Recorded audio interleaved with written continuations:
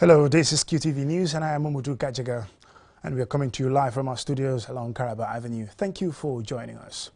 First, here are the main local and sports news headlines. On Thursday at the State House, President Barrow received the ambassador of Japan to the Gambia.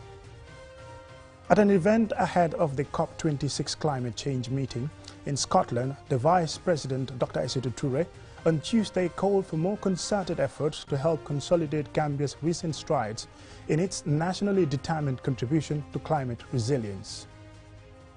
A diaspora website and portal have been launched to enhance effective engagement between the Gambian diaspora and the Gambia government. The Drug Law Enforcement Agency announces the arrest of 3 men suspected of drug trafficking.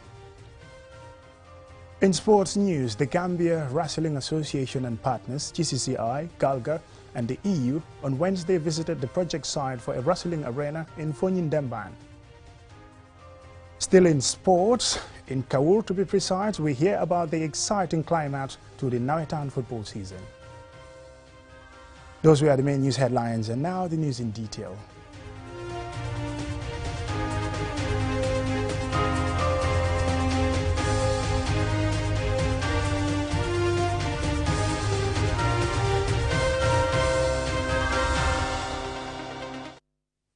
Welcome and thank you if you're just joining us. This is QTV News. President Barrow on Thursday received at the State House the ambassador of Japan to the Gambia, where the two praised the existing bilateral ties and discussed further areas of cooperation between Banjul and Tokyo. Alusise reports. The meeting between Tasso Arai, Japan's ambassador to the Gambia, with President Adama Barrow, centered on the Gambia-Japan bilateral cooperation and how to further enrich the collaboration in diverse areas. During his stay, Japan's ambassador is expected to sign a food assistance program on Friday. He told reporters that Japan is committed to the Gambia's relations while giving an assurance of their continuous support to the development of the country, especially in agriculture through the supply of agricultural machineries.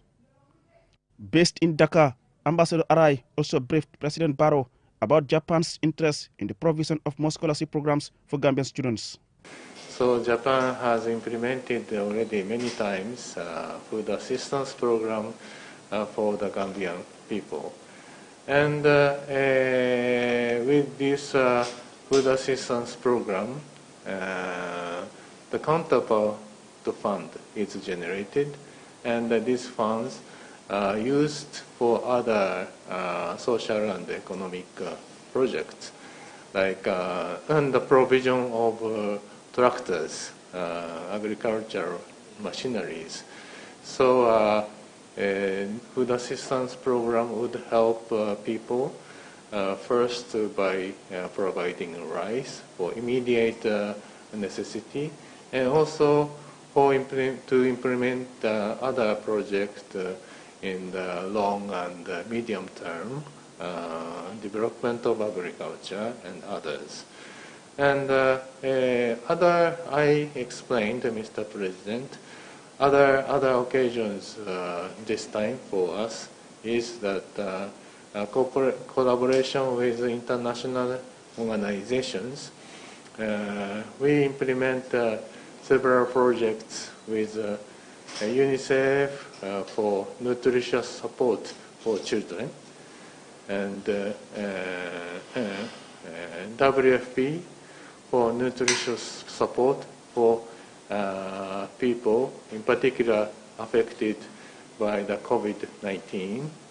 And also with IOM, we have a project to consolidate border control management. Tokyo, Japan hosted the last Olympic Games, and he is proud that the Gambia's athletes represented the country in the Tokyo Olympic Games. He used the meeting to extend an invitation to President Barrow to next year's summit of International Tokyo Conference for African Development, TICAD, to be hosted in Tunisia. Reporting for QTV News, I am Aliou Cissé. The Vice President, Dr. Aissatou Touré, on Tuesday called for more concerted efforts to help consolidate Gambia's recent strides in its nationally determined contribution to climate resilience. She was speaking at the pre-COP26 meeting organized by the Ministry of Environment and the UNDP. Ansumana Isonyasi has the details. This pre-COP26 meeting brought together stakeholders in environment and climate advocacy to discuss on the challenges, progress and government priorities in dealing with climate change issues ahead of the global convergence on climate change to be held in Glasgow, Scotland later this month. The Vice President, who is expected to lead the Gambian delegation to the Glasgow summit, says government remains committed to working with international partners in strengthening the country's climate resilience capacity. With the Gambia's groundbreaking achievement as the first country on the path to attaining the Paris Climate Accord, VP Toure implores partners to help consolidate gains registered in the country's climate resilience drive.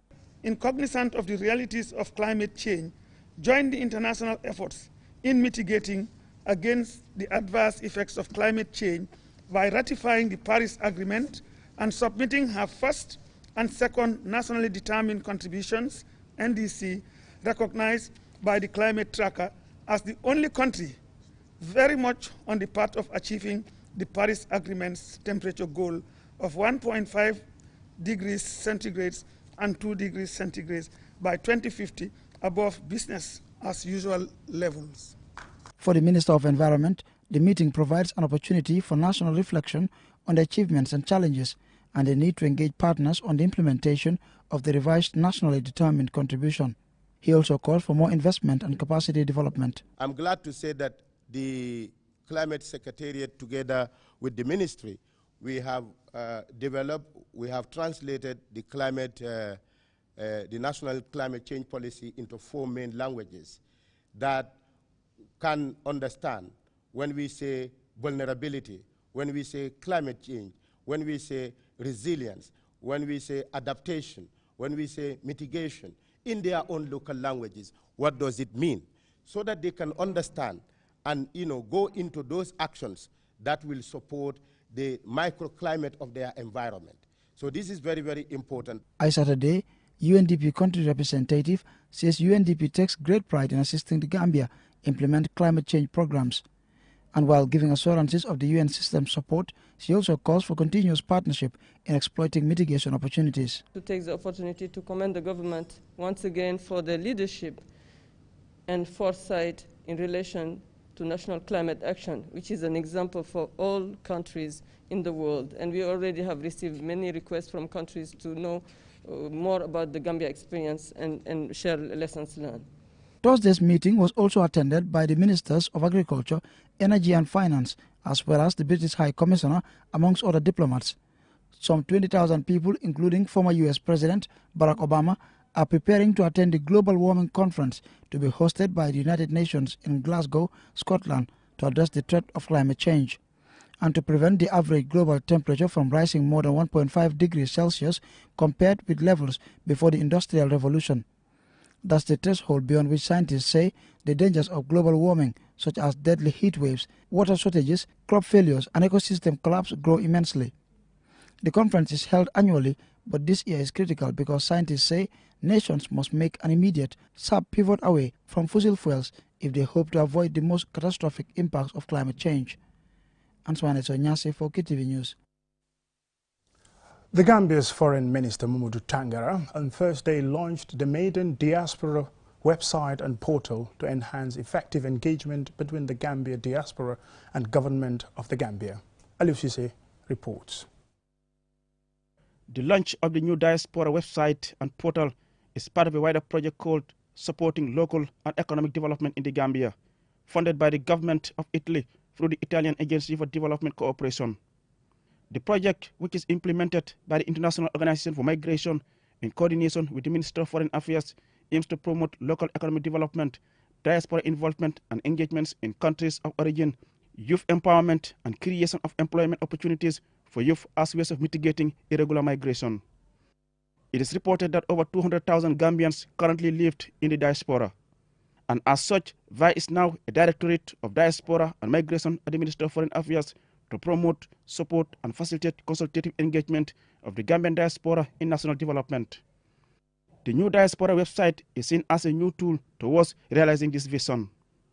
Fumiko Nagano, IOM's Chief of Mission in the Gambia, said IOM has been supporting the government since 2017 to mainstream migration into existing development plans and policies. She further explains why the website is so important. There's a lot to be harnessed of the potential of the diaspora, and this is not just in remittances management, but also in the potential they hold in skills and knowledge transfer and in direct investment. Musa Kamara, Director of the Diaspora and Migration Directorate at the Ministry of Foreign Affairs, hopes the creation of the website and portal will facilitate a structured and optimal interface between the government of the Gambia and Gambians in the diaspora, and also to take a leading role in developing and implementing a diaspora strategy that will facilitate diaspora investment. The Ministry of Foreign Affairs has its own website. However, the website that is being launched today and the data portal is purposely and specifically meant for Gambians in the diaspora. Following the declaration of the Gambian diaspora as the 8th region of the country by President Barrow in 2018, in line with the third critical enabler of the National Development Plan, Mamadou Tangara, Minister of Foreign Affairs, International Cooperation and Gambians Abroad, said his ministry prioritized diaspora engagement, and as such, the website will be used for that purpose. The pronouncement of the Gambian diaspora as the 8th region of the Gambia is a symbolic and administrative instrument that will enable the government to target service provision to the diaspora in a manner that strengthens diaspora ties with the Gambia as a country of origin and heritage, and maximizes diaspora input to development. And I always said, and I will repeat it here, that the much talked about African Renaissance cannot happen without the diaspora. They have the knowledge, the know-how to contribute meaningfully in the development process of the continent, not only of the Gambia. The diaspora community continues to contribute immensely in diverse ways to the socio-economic development of the country. Recent data shows that the diaspora sent remittances of $588 million in 2020 through formal channels. Therefore, this website will provide information about the Directorate's mandate, structure, past and upcoming events within and outside the country, the policy environment within the Gambia, and opportunities for diaspora engagement through investment, remittances, and knowledge transfer, and vacancy announcements, amongst others. Reporting for QTV News, I am Aliou Cisse. That report by Aliou Cisse will take us to a commercial break, and when we return, we will have some more local and sports news stories. Do stay tuned.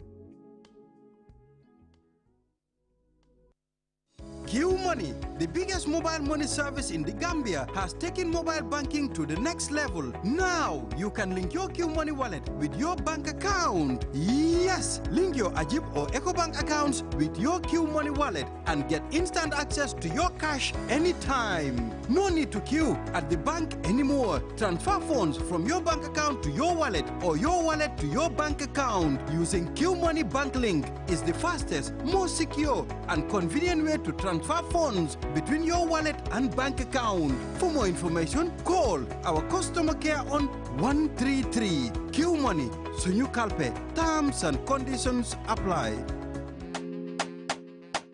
Step into the future of television with sleek and slim design Samsung Smart TVs, ranging in size from 32 to 75 inches and in different technology. Smart LED, Crystal UHD, Ultra High Definition, and QLED Quantum Dot LED. Get new ways of interacting with your TV as our TVs offer an unparalleled vision adventure from the comfort of your living room. Ultra Viewing Angle, powerful picture quality, web browser, gallery, EarthNet LAN, wireless LAN built-in, Bluetooth, screen mirroring technology, mobile on TV mirroring, built-in voice assistance, Wi-Fi direct. Not only that, our TVs are backed with 12 months warranty and we are currently on a promotion. Contact us on 333-3217.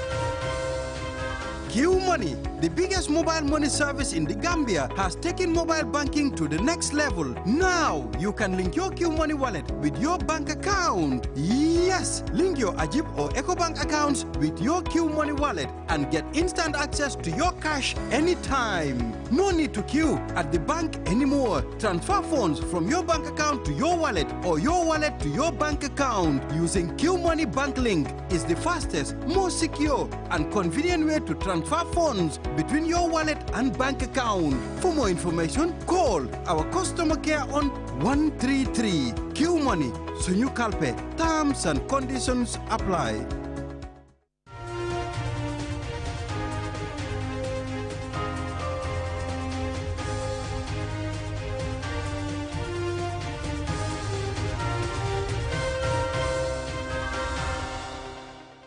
Welcome back from that short break and some technical hitches there, but we will still continue with the news. 3 suspects are in custody of the Drug Law Enforcement Agency, whose operatives allegedly found them in possession of more than 145 grams of suspected cannabis by operatives in the Kanifing municipality. As investigations continue, the suspects have been charged with the criminal offense of drug trafficking. Murulamin Choi reports. 2 of the suspects, who are residents of New Yundum and Sinju Alaje, were arrested in the West Coast region in Old Yundum in a car containing 100 bundles of suspected cannabis. Both suspects arrested are Gambian nationals aged 42 and 52. The case that we have here is a case, again, as we said, of a relentless commitment of the operatives that they intercepted this particular quantity here that was inside a vehicle on the 17th of October 2021. And it's over 100 bundles, with the other seizure in Tanje and the seizure yesterday, 2 days back by the Talindin Command. We are talking of more than 145 kilograms of suspected cannabis that is in custody. In another operation by drug law enforcement officers in the West Coast region, another Gambian, a resident of Tanje, was arrested last Friday with 20 bundles of suspected cannabis in his hometown. The successful arrest of these suspects was a response to information from the public and at least 2 weeks of investigations by the operatives. Here is Juma Sow, who is the Enforcement Agency's Kanifing Municipality's Regional Commissioner, sending a warning about drug-related crimes in the KM. As far as I'm concerned, in the Kanifing Municipality, drugs will be zero tolerance. We will not condone it, and we will not leave any stone unturned. Wherever you are, we will definitely get you. Because we will having that collaboration with the general public, and more especially our sister forces. We are working hand in hand with them. The origin of these bundles of cannabis is yet to be established, but previous evidence shows the southern Senegal region of Casamance being the major origin of cannabis smuggled into the Gambia, according to records by the National Drug Law Enforcement Agency. As recently as yesterday, we featured another case that was also more than 50 big bundles that was seized by the operatives at Besse River Crossing Point, involving about 4 individuals. One is in custody, 4 at large, who went to Casamance. They received their stuffs, and they were arrested at the River Crossing Point. So it is a reality, and it is not a secret, that most of the cannabis that is consumed in the Gambia comes from the southern Senegalese region of Casamance. Usman Seidiba, the PR of the National Drug Law Enforcement Agency, urges the reinforcement of a balanced and better approach to tackle the prevalence and use of illicit drugs in the Gambia. That we should not only commit ourselves to the supply suppression component that relate to interdiction and legal processes, there is also the need for support on drug demand reduction. And now, what is this drug demand reduction? It is prevention, treatment and care, harm reduction, alternative development, alternative livelihood. There is no specialized drug treatment facility in the Gambia. The 3 suspects are now facing drug trafficking charges for alleged possession of more than 2 kilograms of cannabis, and if convicted, they could face a $1 million fine and, in addition, a prison term of not less than 10 years. Mohamed Lamin Choi, QTV News. That report by Mohamed Lamin Choi takes us next to sports news.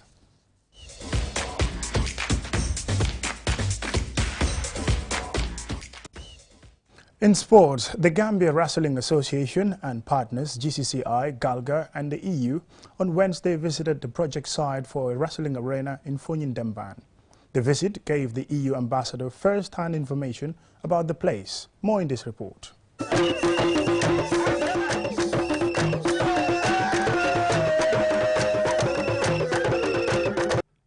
Wrestling is the oldest sport Gambia prides itself in. As a traditional sport with support from the European Union, local government, Gambia Chamber of Commerce and Industry and communities, the sport is witnessing a revival. This 100-meter square piece of land has been identified as a place to build a new wrestling arena. As part of the EU support project promoting investment in culture, creative arts and traditional sports to enhance resilience against climate change in local communities. The EU ambassador's visit is part of the project to have first-hand information about the state of wrestling arenas acquired by the Gambia Wrestling Association through its partners. The EU ambassador to the Gambia, Corrado Pampaloni, says he is impressed with the site visit. I wanted to see by myself what is in particular the wrestling, but also the youth and the population way of life and what are the struggles. The Gambia Wrestling Association President Sering Modou Faye Cham says wrestling is ours and we should take ownership of the sport by investing and promoting it, starting with infrastructure.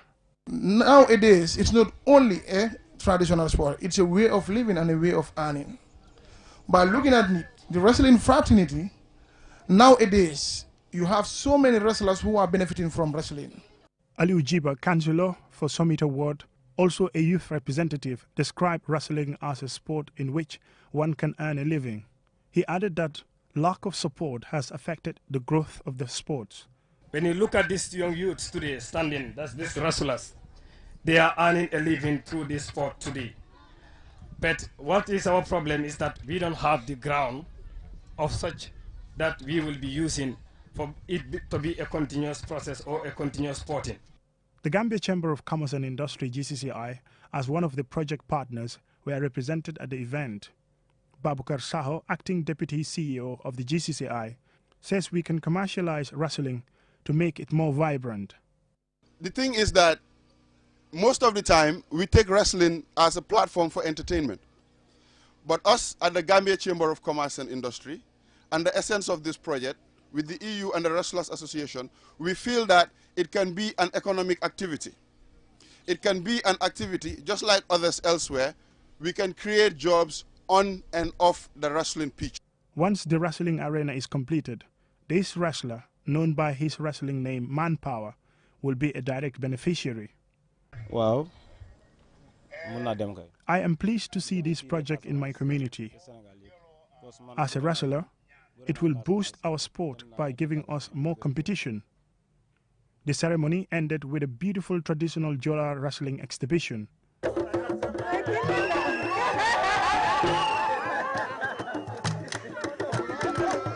Mamudu Gajaga, QTV News. Well, from wrestling now to football. As we draw closer to the end of the rainy season, so we also get towards the end of the 2021 Nawetan football season. In Kawur, QTV was there to witness the Nawetan final. Don Williams have the details.